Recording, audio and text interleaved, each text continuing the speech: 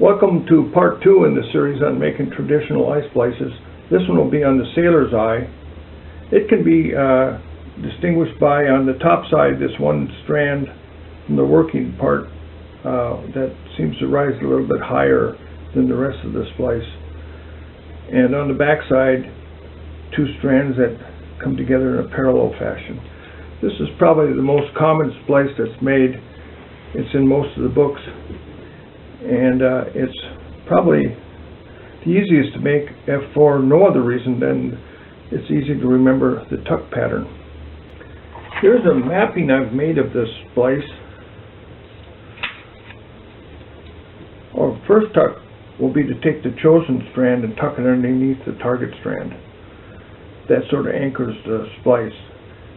Then our second tuck will be to take the leading strand and tuck it underneath the forward strand, and then we'll rotate the splice over so that we have the aft strand visible, and we'll tuck the trailing strand under the aft strand.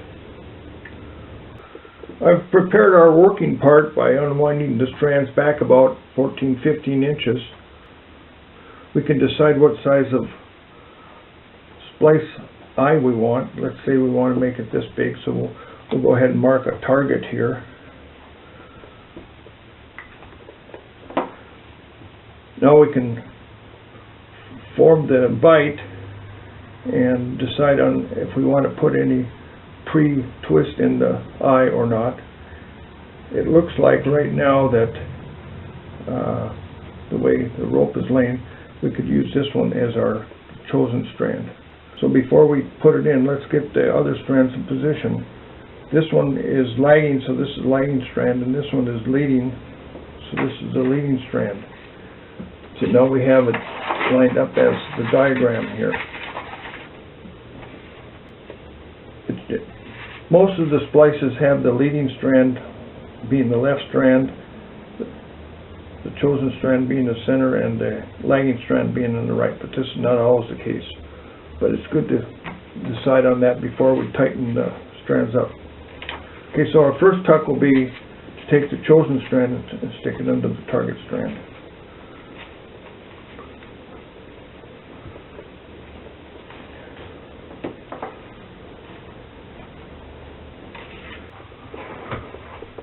Then we'll take our leading strand and tuck it underneath the forward strand.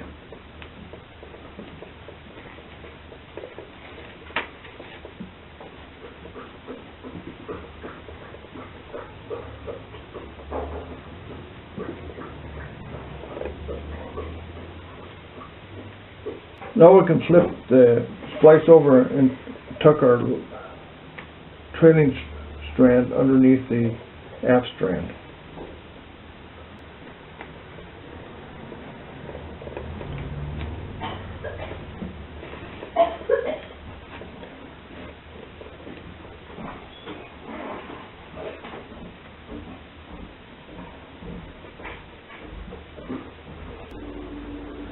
Now let's look at our marriage after we've tightened up all the strands. You notice that it doesn't look quite like the diagram.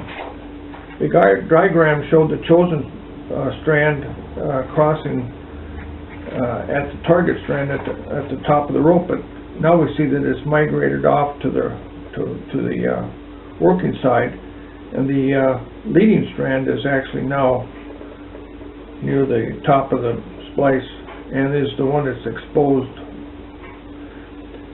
This is not unusual. The drawings that we use to sort of depict how we lay the strands in have been distorted onto a two-dimensional plane and don't represent the final position of the strands. So keep that in mind.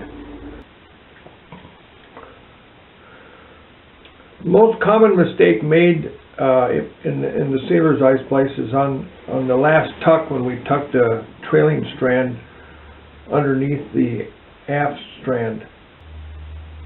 When the strands haven't been tightened, it's tempting to take the trailing strand and run it in a back splicing fashion, and then that gets the over and under out of sequence. You have to make sure the end is pointed forward when you make the tuck. I'll finish the last two over and under tucks off camera. Well, I've finished the main body of the sailor splice, and now I'm ready to start tapering. There's several ways of tapering. I'll demonstrate one of them on this splice. Basically what we're going to do is take the 6 yarns that are in each of our strands, and we're going to, after each tuck, eliminate 2. So we'll need to separate them all out.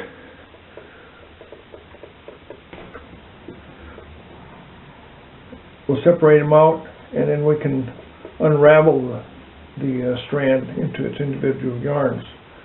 And generally try to pick 2 yarns that are, you might say, buried. We'll just separate them off to the side and then continue with our over and under tuck. So we'll do that to all 3 strands, separate out the strands and pick the 2 that are buried.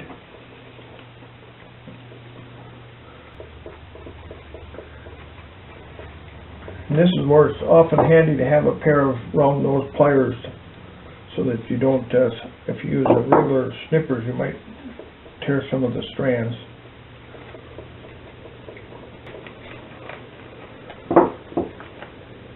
Again, we want to lay them out flat.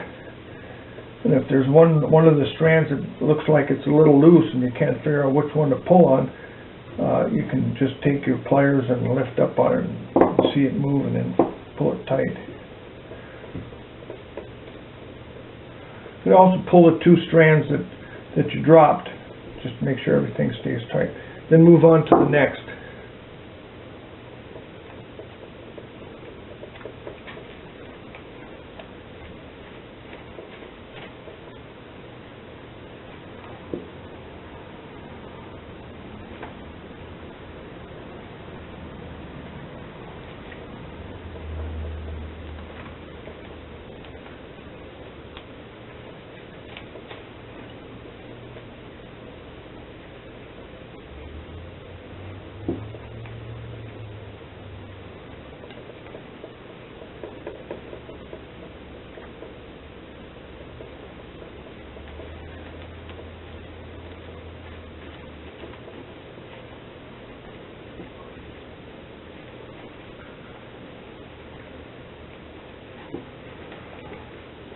Now, after tucking those 3 with each strand with 4 strands left, now I remove 2 more, and again making the final over and under tuck.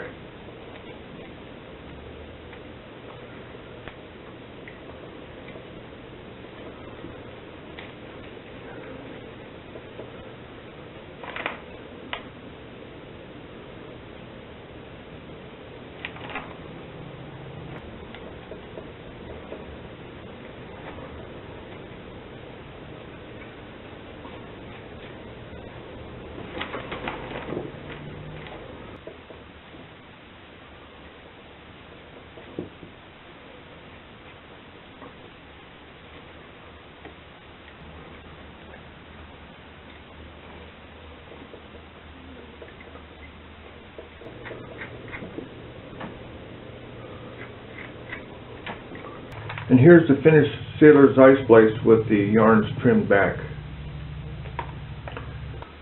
I'll be leaving the yarns as they are to wear themselves off with use.